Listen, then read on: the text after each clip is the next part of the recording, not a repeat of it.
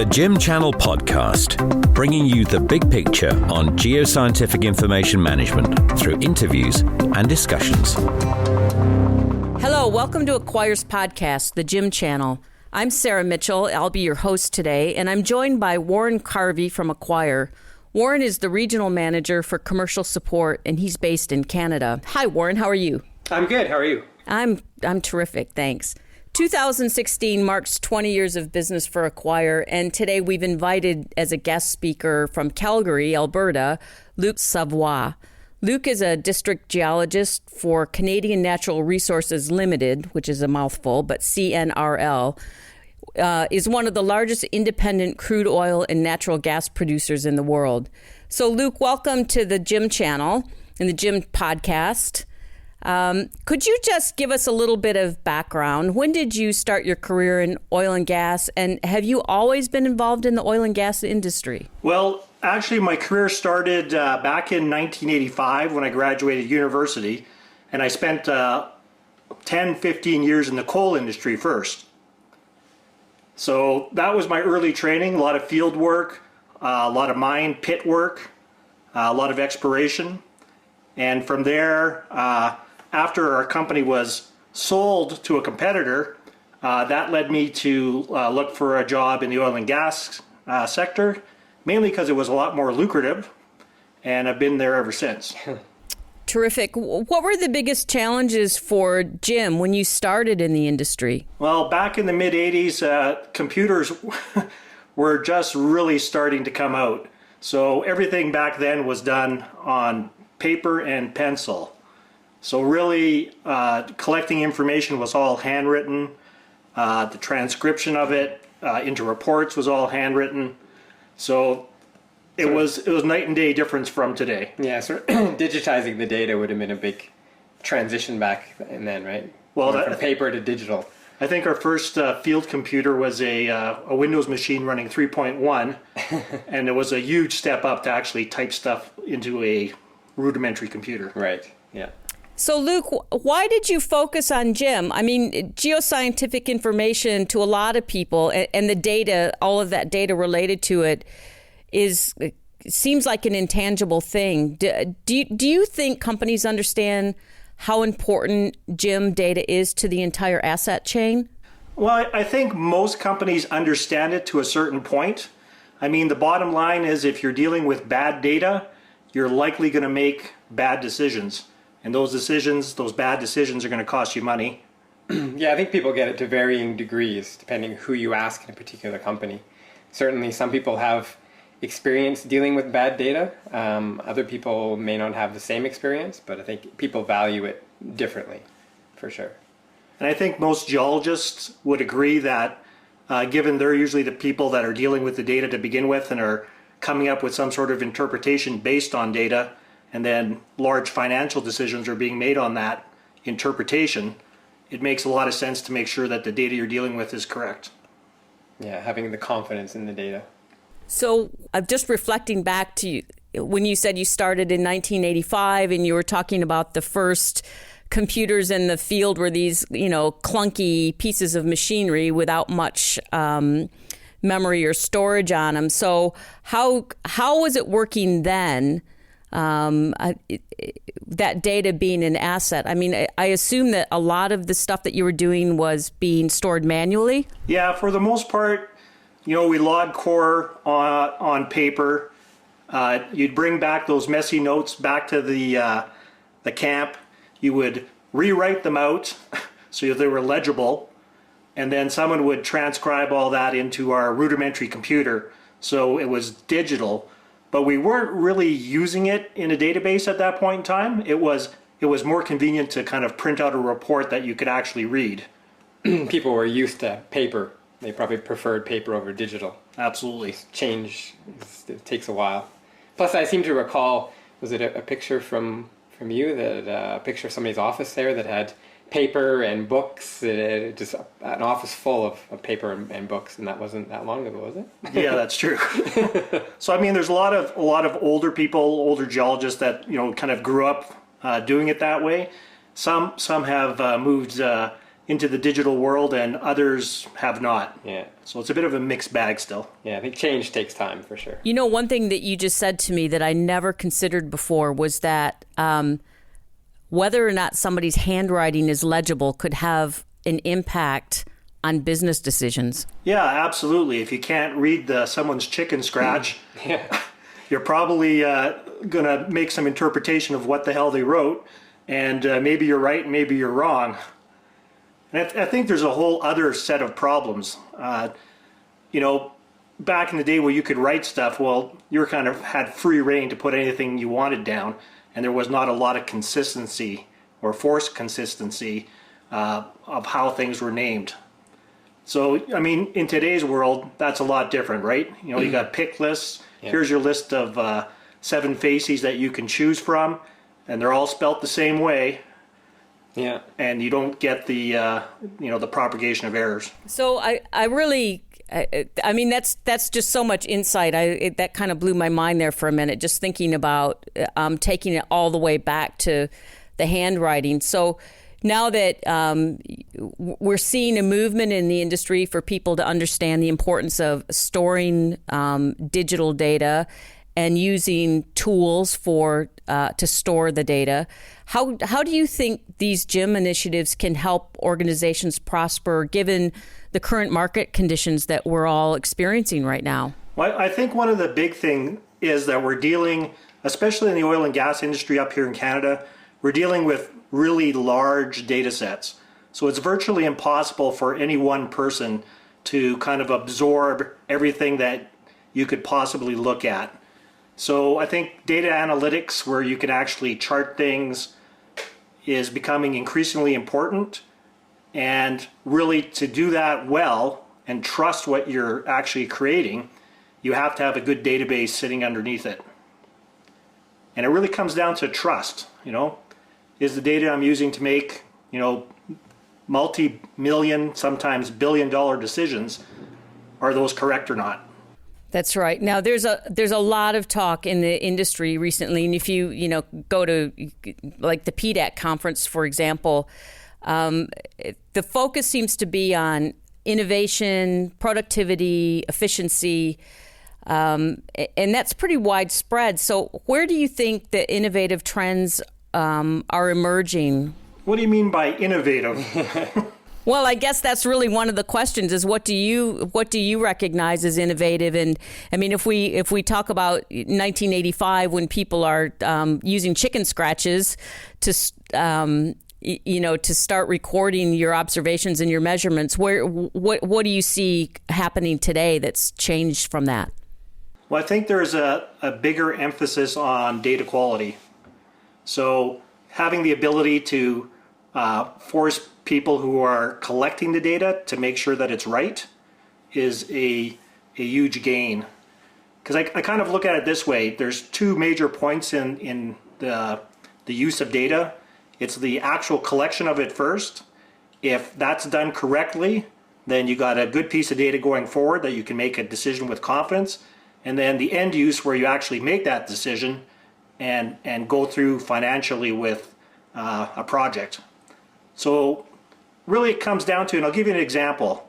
So in oil and gas, when you drill a well, you record a KB, which is the Kelly bushing.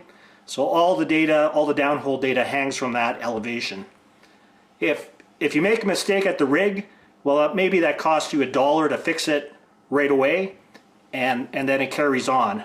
But if, say, you miss that at the rig, and that KB gets back to the geologist in the office, they work with it, they create a bunch of maps.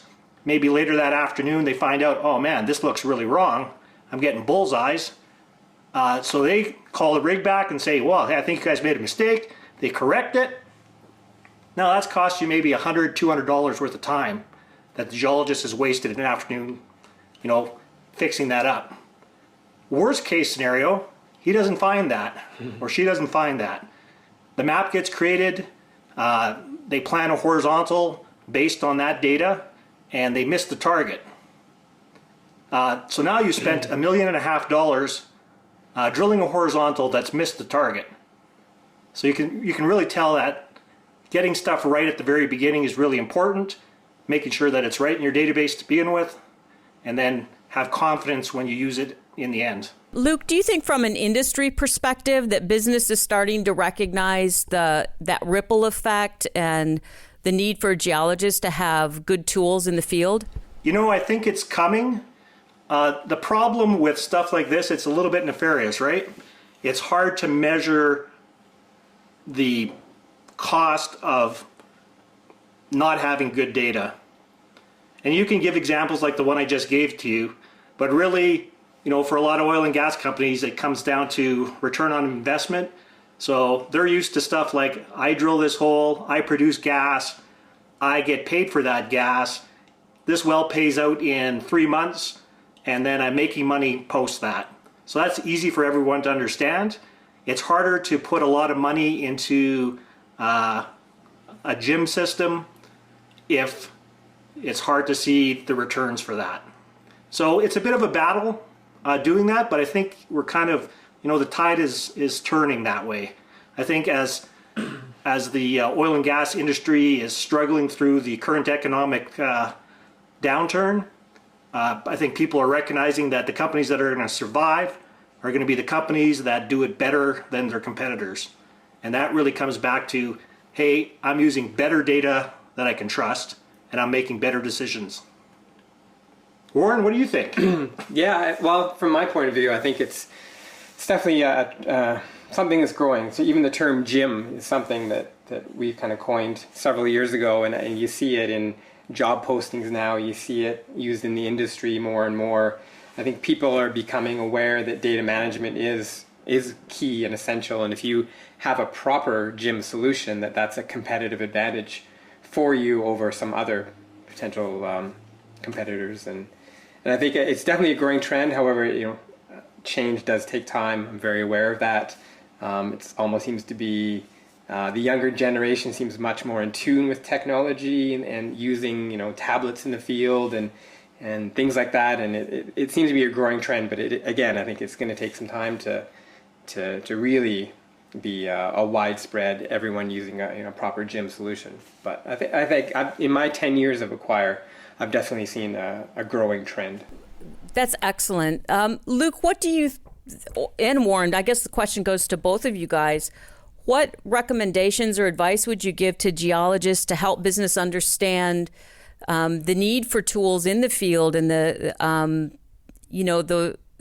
opportunity that there is to gain competitive advantage by getting that data, getting trust and confidence in the data early on in the collection stage? I think really you have to look at your data carefully and point out stuff that's not correct and start to look at what the root causes are and show people that, if we don't catch this stuff early, there is a potential that, either something's going to happen that's going to be nasty financially, or, worst case scenario, stuff like oil spills and health and safety issues. Those things take down companies. Yeah. So it's trying to keep hammering home to your upper management that stuff like this is really important, and you have to kind of treat data as an asset, just like a pump jack or an oil well or a pipeline. So you have to treat it like it's an asset that has to be nurtured. You got to put some money into it. You got to make sure you're doing it well for the company to do well. Yeah, I agree. I was going to say be vocal. So if you're a geologist and you find you're wasting 2 hours a day just looking for proper data, you don't trust it, you're wasting some time, be vocal about that. Let your management know that you're wasting a quarter of your day just trying to find data, and then when you do find it, you don't have confidence in it. So you're supposed to model things and sign your life away on this data that you don't really trust. And the bottom line is we don't hire geologists to find data, we hire them to do interpretation. So we would much rather them not look or spend half their time looking for stuff. We want them to spend their full time doing quality interpretation with data they can trust. Exactly. Excellent. So what new technologies are you seeing emerge or being adopted within your organization that would help your company adapt to the current market, these downward market conditions? Well, I think one of the big things that we're really starting to use a lot more these days is analytics. I don't know if I can mention the product we're using, but graphically portraying your data and being able to process a lot of information graphically and be able to, mine that data, look at it a bunch of different ways.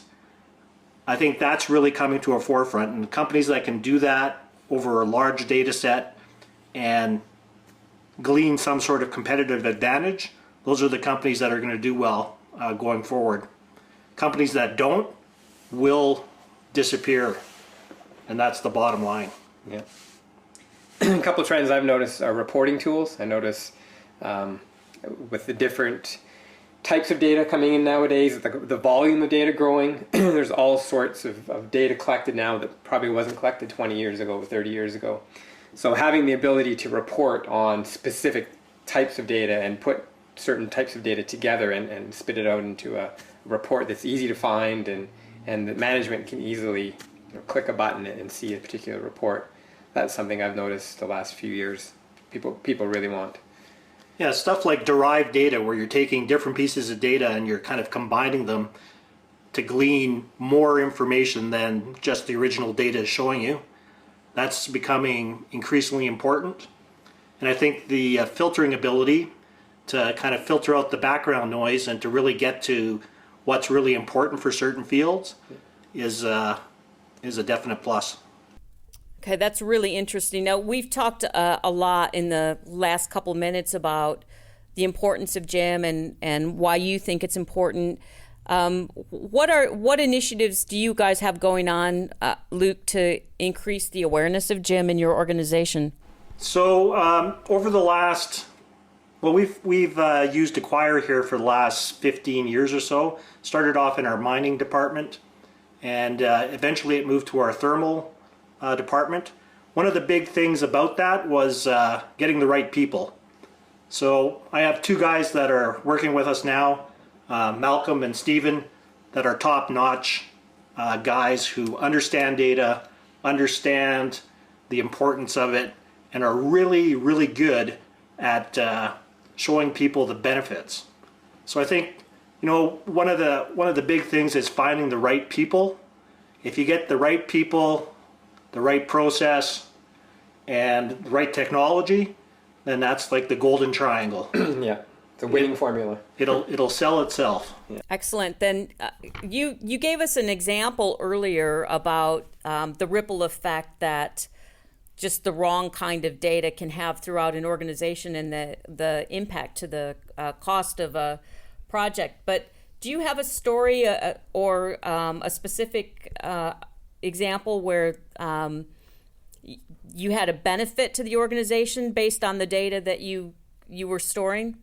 Well, I can give you a really quick example. It's going to seem small, but if you multiply this by a number of people, it becomes big. We had one geologist. She was looking for a bunch of data. So she spent literally 2 days combing through a bunch of drives, trying to find the information she needed to do some mapping and interpretation on her project. She went up to one of the guys and happened to mention that she was looking for all this stuff. And he said, well, let me help you with that. Literally 15 minutes later, 15 minutes compared to the 2 days she was looking, he had compiled all the data she needed and delivered it to her for use. So there you go, 2 days looking for stuff. Yeah. Versus, hey, I have all this stuff and I can find it for you in 15 minutes and you can start doing your interpretation now. That's excellent. She probably just wanted to cry after realizing that those 2 days were not the best use of her time. Yeah, and if you look at that and you multiply that by 100 geologists all doing the same thing, it doesn't take long to realize that a lot of time is wasted.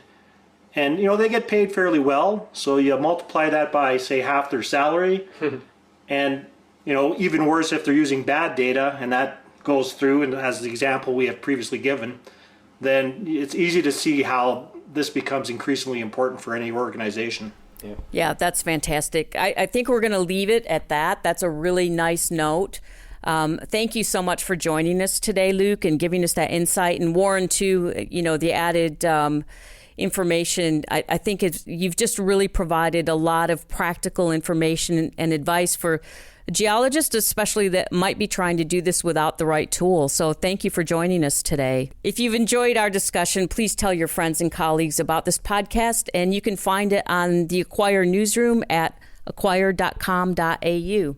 Thanks. You've been listening to Acquire's podcast, the GIM Channel. Find us at acquire.com.au.